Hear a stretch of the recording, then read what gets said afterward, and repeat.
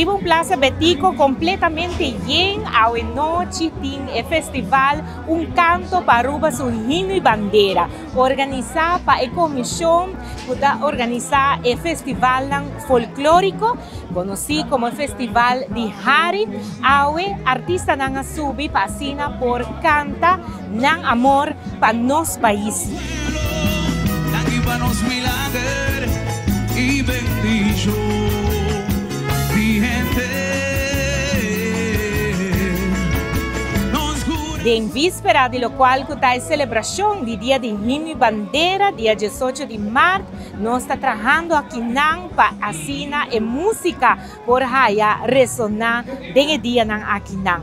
Masha danki na comisión para organizar a noche bonita aquí nan camina con los artistas nan brilla arriba tarima y así deleitarnos que música color resonar el día nan nos delante vayendo para lo cual que está celebración del Día de Himno y Bandera. Danki naturez nan cabine kudushi comida y también apresentar nan artesanía y danza también nos está tin awe. Una noche completo, pues con hobby gratitud na cada que ayuda para awe nos por celebrar el festival de Un Canto para Aruba su Himno y Bandera de adulto.